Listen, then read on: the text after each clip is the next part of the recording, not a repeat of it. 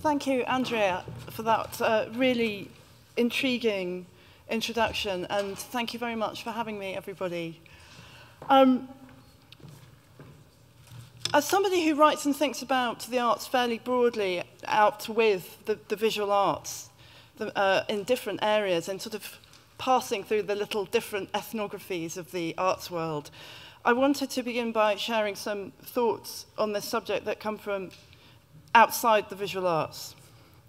For much of last year, I was seconded off the arts, in fact, at The Guardian. The editor of the paper commissioned me to write 9 5,000-word essays about the BBC, which is extreme long-form journalism. It was a real journey of discovery for me, because I didn't know that much about the BBC, in fact, except being a lifelong consumer of it. And what I became absolutely gripped by was the story of the origin of the BBC. Wireless telegraphy, that is the transmission of radio signals without wires over long distances, as pioneered by Hertz and Guglielmo Marconi and others, was first deemed useful primarily for point-to-point communications, for communicating from point A to point B, as it were from the shore to a ship at sea. The fact that radio signals could be heard widely was at first thought to be something of an inconvenience. People could eavesdrop. It was only gradually in the years after the First World War that people began to figure out that to be able to, for a signal to be heard widely could be a huge advantage and an interesting form of communication. And the word broadcasting was borrowed. That word originally meant to scatter seed widely. The BBC was formed in late 1922. John Reith was its first general manager. He was appointed without knowing what broadcasting meant. 1922 was the year that Ulysses was published. It was the year that, you can see where I'm going here, but anyway, it was the year that Proust, Joyce, Stravinsky, Satie, Diaghilev, Picasso and Clive Bell had dinner together in Paris. It was also the year that Virginia Woolf was trying to read both Volume 2 of Proust and Ulysses while writing Mrs. Dalloway. And it was the year Nosferatu was released. In Britain, women were somewhere on the road to universal suffrage. Women over 30 were householders were already voting. And the UK, as we know it now, was formed by the secession of Northern Ireland from the Free State. Britain was trying to remake itself after the catastrophe of the First World War. And against this backdrop of profound social and technological change, the early pioneers of broadcasting in Britain made the choice, the definite choice, to create broadcasting as an independent entity in the public realm. It was partly a pragmatic decision, in fact, because broadcasting had already got going in America, where it was unregulated and privatized, and resulted in a kind of cacophony of the airwaves with people broadcasting over each other.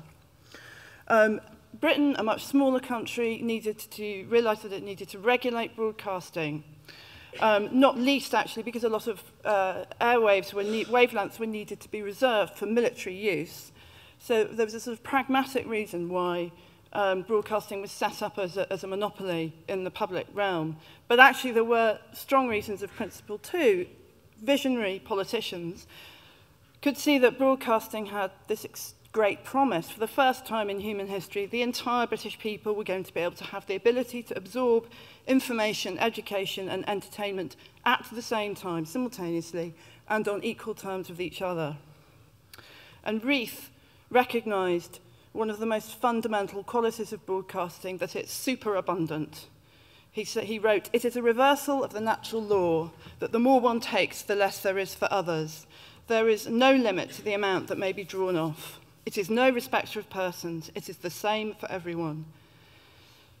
He wrote, "Most of the good things of this world are badly distributed and most people have to go without them. Wireless is a good thing, but it may be shared by all alike for the same outlay and to the same extent. The genius and the fool, the wealthy and the poor listen simultaneously. There is no first and third class." Broadcasting, said Reith, had the effect of making the nation as one man. It came rather as a shock to me, actually, to read these kind of ringing, heartfelt, unironic statements of belief in the public sphere now in 2014 when I first read these words. And it does seem to me that we could perhaps learn from that. We could be bolder about stating the arguments in favour of a cultural space that exists beyond the appetites of the commercial world. In the 90 or so years since those words were published, we've seen the creation of and the erosion of a public realm. Some of you older people in the audience might remember a time when there was British Rail, the Royal Mail, British Steel, British Gas. They didn't always work that well, but they were part of a civic realm that promised standardization, simplicity the same for everybody. They promised to make the nation as one man. If you lived in the Orkneys, it cost the same to post a letter first class to Guernsey as it did from King's Cross to Islington. There's a redistributive aspect to it. And of course, we don't live in that world anymore. The NHS and the BBC are at the heart of a dwindling public realm, and even they, of course, as we know, have been forced to make numerous compromises with the world of commerce. The internet, once hailed as a harbinger of a utopian era of democratic access to information, we now know is recognised as a highly surveilled realm, a highly privatised realm in which our routes to information are heavily controlled by dwindling numbers of large corporations. So why am I going on about all this stuff? I guess it made me think, that sort of context that I existed in for a year last year made me think about the arts in a slightly different way. Working on the BBC made me understand as never before that the principle of public space, not dominated by commercial interests, is both precious and endangered. But this idea does persist and flourish in our public arts organisations.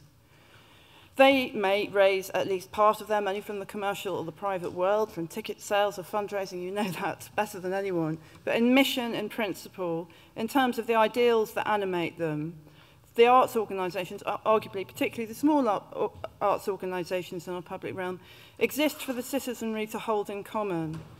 We know that even though you can open the doors of, say, the Gagosian Gallery or Sadie Cole's and freely enter and enjoy the many things inside them, that they are propelled by different values from the galleries in the public realm. The arts organisations in our public realm are spaces where money is not irrelevant, God knows that, but in which money is not the animating principle. Rather, the important thing perhaps is, to use a German word, Bildung, the formation of the self, the enrichment of the person, and the ability to do this on equal terms, we hope, with others. But what are the prospects for this public cultural realm? Living on despite all these odds stacked against it? Well, as we know, we live in a time of austerity and with a right-of-centre coalition currently in power. The Labour Party has proudly boasted that it has no intention of restoring the 80 million or so pound cuts to the arts that have been made in the past 5 years. And heaven knows what the election will bring us. As far as I know, I mean, there are a number of political arts debates about to happen in the next few weeks, in fact. But the only party that has consistently expressed any positive feeling towards the arts that is going to be any kind of power in the coming election is the Scottish National Party, which may not be that helpful to us who are in England and Wales, particularly if there are English laws. But anyway, we'll leave that aside. Under the current dispensation, and this will be a problem well known to you, of course, the best that can be said politically is that there is an understanding of sorts that culture is part of what makes Britain great. And I'm referring to that not very lovely marketing campaign that was pushed out in 2012 that I'm sure some of you will be familiar with a number of posters that said stuff like, creativity is great, heritage is great, music is great, culture is great. Picture of Jim Lambie vinyl floor. Don't know what he thought about that. Knowledge is great, sport is great, innovation is great. And on and on. So there's a general feeling, if we can take this as an indication of what the government thinks, there's a general understanding that, you know, the Tate is great. There was a poster that had the British Museum on it, the Great Court, so presumably the British Museum is great, but there was, alas, no poster saying, oh, smaller scale visual arts organisations are great. As it were, and Andrea laid this out extremely eloquently just now, what is not really understood politically, almost willfully so actually, because it's not for want of people trying to tell them, is the codependence of our large organisations with the smaller ones. And I do think that's something that we really could, or you really could be arguing about and changing, I hope. It's really strongly necessary to communicate that our smaller art organisations are not just sort of mini Tates doing Tate-like things in a slightly less effective way than the Tate. And this is not just a problem that has to be cracked in the visual arts. If we look to the theatre for a second, the politicians have no trouble really in accepting that, say, Warhorse, the National Theatre show that you will have heard of with its tours in the US, Australia, its endless West End run, and its Chinese language version. There's no problem understanding in the sense that that is great. It's a sort of massive export product. But what it is harder to understand is that it was created in a studio by 4 or 5 people arsing around for a year at the public expense with no real sense of what they were doing, or that, in fact, that they would ever be able to make a show at all at the end of it. Let alone a smash hit, great show. And it's hard to communicate in turn that the people who made that show in their studio had honed their skills in kind of futty, scruffy, damp little rehearsal rooms in suburbs of north of England, mucking around doing nutty and rather bad experimental stuff that would look very far from great if you were a politician more used to the corridors of Westminster than these unpleasant little arts organisations. And in theatre, people have been banging away trying to express this notion.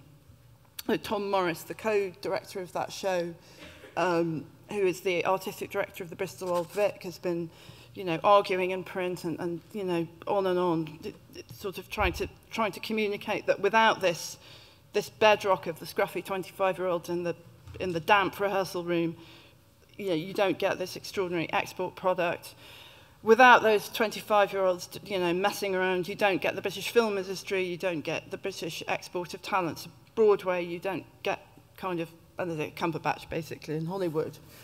And there was quite a powerful moment when a couple of years ago, Nicholas Heitner, the artistic director of the National Theatre, held a press conference together with a dozen or so artistic directors of regional theatres. The idea was that, of course, the National Theatre was a pinnacle in some ways, and it could act as a convener. It could cash in the power of its press value, I suppose, and its political value.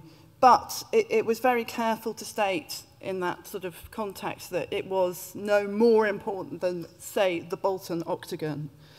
And maybe this is a useful argument to make. Maybe there is something that could be developed here for the visual arts. Is there more that the large organisations can do to honour and recognise and promote the small as equals, not as satellites? At the same time, and this speaks a little to what Andrea was saying a minute ago, I feel a bit wary about this Warhorse argument. It suggests, obviously, a ladder of success.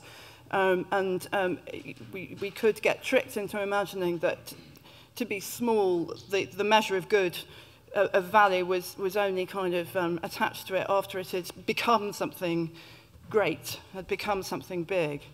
And we know that isn't the case. And it just absolutely, that sort of Warhorse model absolutely doesn't work in all kinds of art forms. I mean, for instance, there is no such model in classical music, for example.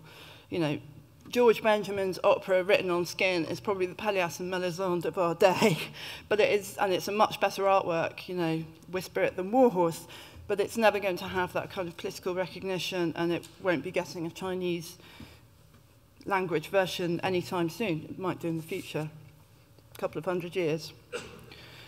So Small visual arts organisations obviously don't have quite the same advantages of the BBC of the 1930s.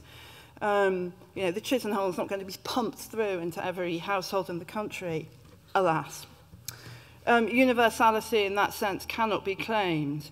But what I think can be claimed is that smaller arts organisations are part of, let's say, some kind of star map. Perhaps Tate is Jupiter, but Venus burns bright and beautiful for all that. Each heavenly body has its part to play. Each is a necessary part of the panorama. None is the same. And in fact, perhaps this isn't so far off the modern experience of broadcasting after all. Reith was writing when you switched on the wireless and everybody heard the same thing, whoever, whatever you were. The citizens stood, as it were, in one great hall together and had the same access and experience. And now, of course, the BBC, with its proliferation of services and choices, represents more accurately a many-roomed edifice into whose chambers we can pass through in our own way, choosing our own route, each taking in the niche as well as the popular according to taste. I think what's important in the end is that small organisations have particular virtues and which can be argued fiercely for on their own terms, as well as their role as part of the great constellation. They can address the local and the community where large organisations may have different priorities. And conversely, since they're not struggling, they don't have to struggle to be national, they can be deeply cosmopolitan and international. They can do different things from large organisations. They can be swift and reactive and not restricted by the clunk and grind of bureaucracy. They are more often provisional in a good way. I mean, it may be harder because you don't know where your next penny is coming from, but the provisional can be good. In other words, I mean that large organisations can tend to be inward-looking, can end up focusing on their own survival, their own institutional survival, rather than at the cost, as it were, of focusing on the artist. I was struck reading an article by my colleague, the theatre critic Lynn Gardner, last week, who was talking about the Arts Council injection of emergency cash into various large institutions. As she pointed out, the large organisations do have a huge inbuilt advantage here, you know, in that, as she wrote, the National Theatre is always going to be supported no matter what, because having it boarded up on the South Bank in full view of all the tourists is unthinkable. But, she added, the message was finally sinking in that though there are plenty of, sinking in that there are plenty of small, nimble organisations with absolutely no desire to empire build by adding another auditorium, or indeed any auditorium at all, but who get by on very little funding, who with a bit more could be real powerhouses, despite or perhaps because of their diminutive size. There is progress here, I think, however slight, in terms of perception of the small versus the big. Pushing that on may mean forging alliances both with the larger organisations and learning from other small organisations in other art forms. There is an argument to be made that small is flexible, small is beautiful, small is great. Thank you.